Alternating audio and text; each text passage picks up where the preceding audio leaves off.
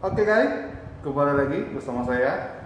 Dan hari ini pastinya ya saya tidak sendirian dan di samping kanan saya sudah terlihat oleh teman-teman semua. Oke, yaitu adalah Koyos, Yos Derman. Ya. Oke, selamat datang Koyos. Ya. Dan sekali lagi saya ucapkan terima kasih sudah datang di podcast Bang saya ini. Dan Koyos pertama kali saya undang di tempat podcast saya ini. Semoga kita bisa bisa menikmati akan satu jalur yang kita akan omongkan pada malam hari ini. Oke, selamat datang Koyos. Ya. Ya, gimana kabarnya selama ini? Baik, sehat. Sehat-sehat ya, puji Tuhan sehat terus.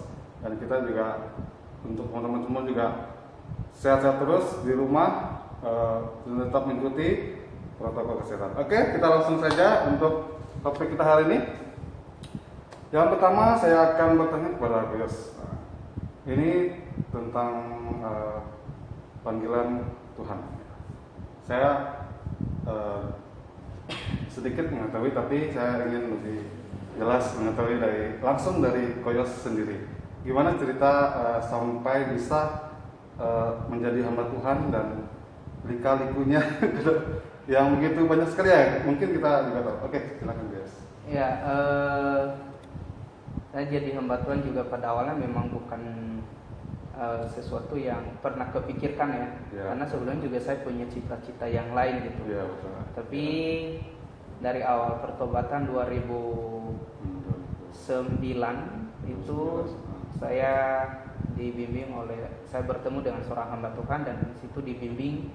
Selain dibimbing saya juga belajar katekisasi dan di situ pengetahuan akan firman, kemudian juga esensi daripada hidup itu sendiri menjadi ngerti gitu. Untuk apa saya hidup, tujuannya apa dan mau ngapain. Nah, baru pada 10 atau 2000, tepatnya itu 2010 saya memutuskan untuk mengikuti panggilan itu karena di beberapa kali bahkan di pelayanan pendeta juga sering ajak saya kemana-mana gitu. Ya, ada KKR, KKR, ada kunjungan, ada orang meninggal, semana-mana. Dari sekian pemuda yang ada di gereja kami, saya satu-satunya pemuda yang sebenarnya bukan rajin, tapi karena memang waktu itu saya diajak gitu ya. Namanya juga diajak pendeta, ya saya ikut dan dia sering dorong saya untuk jadi hamba Tuhan.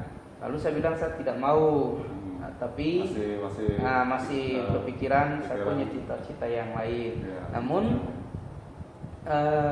setelah beberapa waktu berikutnya dia terus mendoakan saya, bimbing saya. Ini dia bilang melayani Tuhan itu indah. Sampai satu waktu tanpa kepikiran tuh mendadak ditembak untuk ngajar sekolah minggu. Nah, itu besok kamu harus langsung gitu ya, langsung ngomong. Iya, gitu. Tanpa ada konfirmasi sebelumnya dengan berbagai alasan. Saya bilang kaget tiba-tiba. Iya.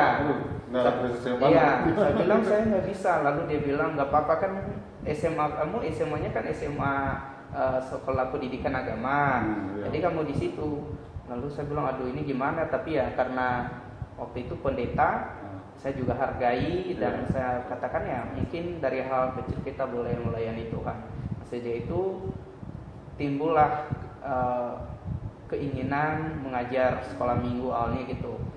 Lalu kemudian setelah berjalan itu aktif di pemuda persekutuan dan pendeta terus doakan saya jadi hamba Tuhan gitu. Sampai 2011 itu lebih tepatnya. Berarti dari 2009 sampai 2011. Nah, jadi 3 tahun itu. Ya, 3 tahun itu doa terus untuk Koyos. Iya, supaya ambil keputusan mau jadi hamba Tuhan. Nah, pada akhirnya saya percaya ya ada juga ketenangan, sukacita setelah. Itu sudah baptis tahun berapa?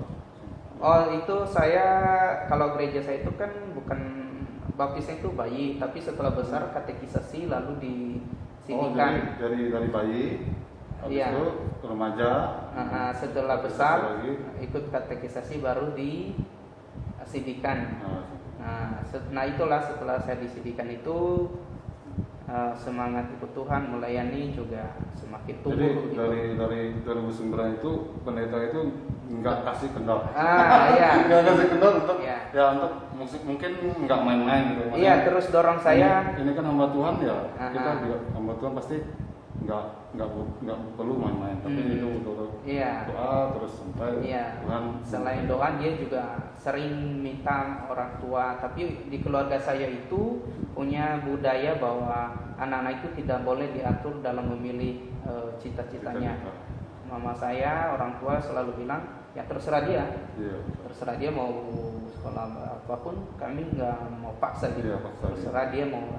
Kalau Nah. dipaksa mungkin nanti ya Nah. bisa jadi beban atau. Nah itulah. Nah akhirnya sampai bulan 2011 itu ya ambil keputusan, oke, saya menyerahkan diri setelah melewati berbagai tantangan di pelayanan. Jadi ada kunjungan di kampung, ada kunjungan di kota, di mana-mana saya sering Di kampung diajak. itu biasanya berapa hari atau Bisa 3 hari, pernah diajak beberapa kali. Biasa nginap di tempat itu? nginap. Pernah dibawa di suatu kota KKR di sana 3 hari saya temani pendeta. Terus saya juga diajak di kampung. Itu juga 3 hari, dari hari Jumat baru pulang hari Senin bahkan. Nah itu hari Jumat malamnya ada PA, berapa orang Sabtunya biasanya yang ikut berkunjung itu? paling bisa 2 orang, kami berdua doang. Pendeta itu Nah, berarti betul-betul dibimbing. Iya, betul-betul di.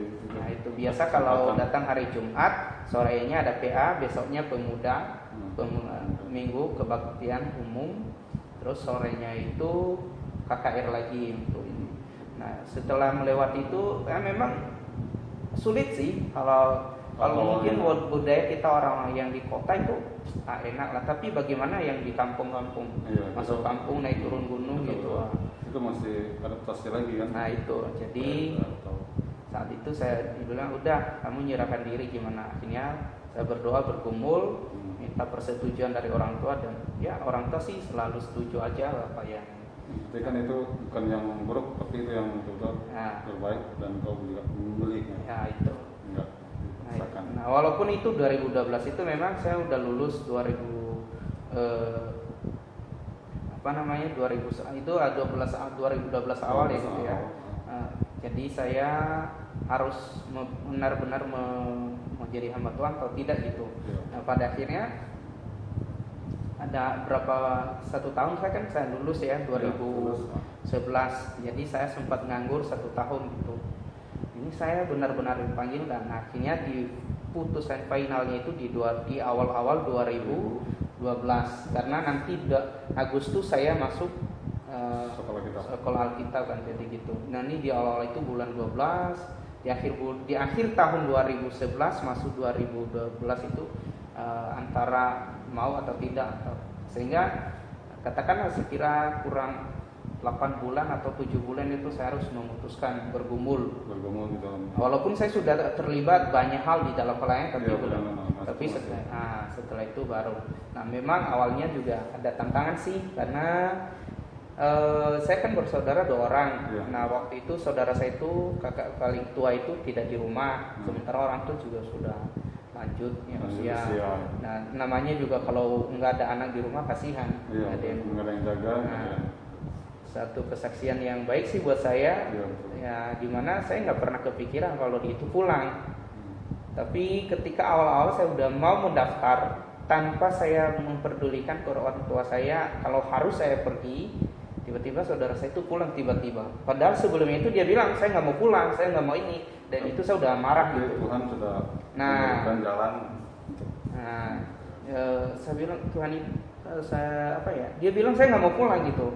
Tapi dia bilang nggak mau pulang. Tiba-tiba 4 bulan sebelum saya berangkat ke Jakarta, tapi saya sudah nekat langsung mendaftar apapun gitu. Ya, apapun tetap saya tinggalkan orang tua gitu.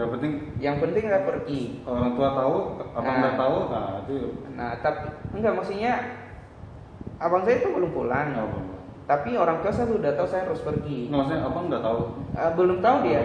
Dia nggak tahu kalau saya ada cita-cita mau sekolah kita. Nah 4 bulan sebelum saya berangkat tiba-tiba dia datang gitu. Yang lucunya 1 minggu sebelum itu dia barusan telepon. Kalau dia tidak mau pulang dan dia suruh saya untuk stay di rumah. Seminggu sebelum kau pergi ya? Enggak, 4 bulan sebelum itu. Oh, ya. Jadi 4 bulan sebelum itu, sebelum saya pergi itu dia pulang. Tapi sebelum dia pulang ke rumah itu, ada sekitar 1 minggu dia marah-marah sama saya. Dia bilang saya nggak mau pulang dan kamu jaga orang tua. Tapi setelah 1 minggu komunikasi itu, tiba-tiba dia pulang tanpa sepengetahuan, karena Ami juga keluar udah dia nggak pulang lagi, dia nggak pulang gitu. Tiba-tiba dia pulang. Nah, ketika dia pulang, saya sangat mengerti. Wah, Tuhan menjawab pergumulan saya. Kalau bulan Agustus nanti saya harus berangkat ke Jakarta. Dan ketika saya pulang, saya tanya ini gimana. Saya punya. Ketika dia pulang, malamnya diskusi dengan keluarga, dan dia bilang oke, terserah kamu. Dan dia sampai hari ini terus mendukung sih. Nah, walaupun pada awalnya dia nggak dukung, salah satunya itu dia nggak mau pulang supaya saya tetap di rumah gitu. Tapi ketika Tuhan membuka jalan, walaupun tadinya dia tidak setuju, tidak mau, tapi tiba-tiba dia pulang ke rumah, dan dengan dia pulang ke rumah itu saya bisa pergi gitu. Karena itu membuat doa itu betul-betul ya, tergerak dari hati Abang. Iya, dan itu juga saya sudah kasih tahu pendeta saya tidak bisa pulang. Saya tidak bisa pergi kuliah kalau saudara saya tidak pulang. Dan itu pendeta saya juga doain, gumulin gitu. Akhirnya Tuhan jawab. Tapi teman-teman ya, kita ingat ya, dengerin ya kata-kata Pak tadi, doa dari awal sampai Koyos mau masuk ke sekolah kita, pendeta yang membimbing Koyos ini terus berdoa dan benar-benar itu kuasa doa benar-benar terjadi, menggerakkan hati abangnya untuk memberikan kesempatan yang terbaik di dalam hidup Koyos saat ini. Ya. Oke, mungkin agak sedikit dari topik ya. Untuk topik yang kedua kita akan bahas tentang saat ini pandemi belum berakhir, dan saat ini juga kita masih menunggu giliran masyarakat untuk disuntik divaksin ya, lebih jelasnya. Dan kita juga terus tentunya berdoa untuk pemerintah kita dan masyarakat juga yang lainnya. Kita sekali lagi mohon gimana ya? Atau pendapat Koyos untuk vaksin ini ataupun harapannya untuk kedepannya gimana? Ya, di masa pandemi ini kita tidak boleh pesimis, apalagi putus asa. Tentu kita menghadapi berbagai kesulitan, tantangan baru, situasi. Tapi saya pikir setelah 1 tahun ya, masyarakat mulai bisa menyesuaikan diri, membiasakan. Nah, mulai dari hal-hal sederhana, menggunakan masker, cuci tangan, jaga jarak, dan kalau bisa tidak kerumunan. Walaupun kita lihat sampai saat ini juga pada realitanya banyak orang yang mengabaikan gitu. Tapi kita sebagai anak Tuhan ya, yuk sama-sama belajar. Yang kedua adalah kita tetap berharap bahwa Tuhan akan memulihkan keadaan ini. Dalam kehendak Dia, dalam kedaulatannya Tuhan gitu.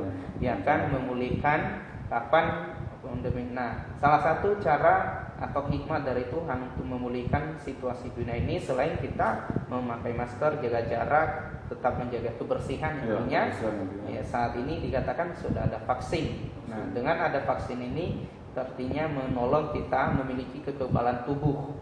Jadi tidak mudah, imun kita itu tidak mudah down dan tidak mudah, walaupun terserang, tapi kita punya kekuatan karena sudah dikasih vaksin, sehingga tubuh kita lebih kuat dan lebih sehat.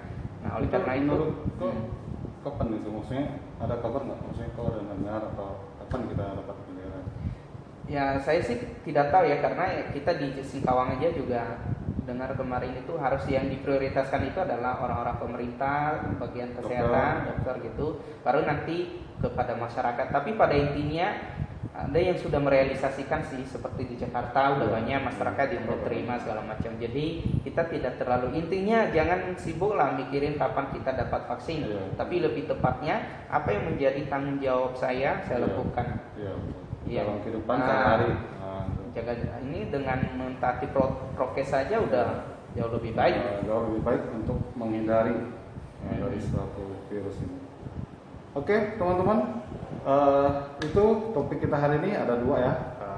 pertama bagaimana masuk ke sekolah kitab, dan sekali lagi kita ingat bersama-sama karena kuasa doa itu luar biasa dan sangat terjadi dan sangat ajaib dalam kehidupan setiap orang yang percaya kepada Tuhan Yesus. Oke, teman-teman, sekian podcast Bang saya hari ini.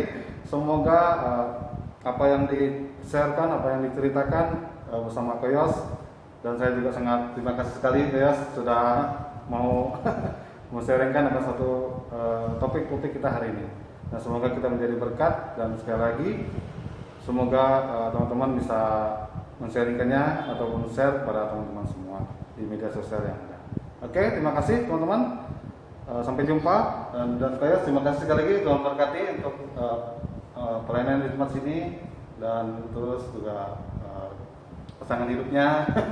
Dan semoga sehat selalu kita ya. Amin. Oke, sekian teman-teman untuk topik malam hari ini, dan semoga menjadi berkat bagi kita semua. Oke, terima kasih. Bye.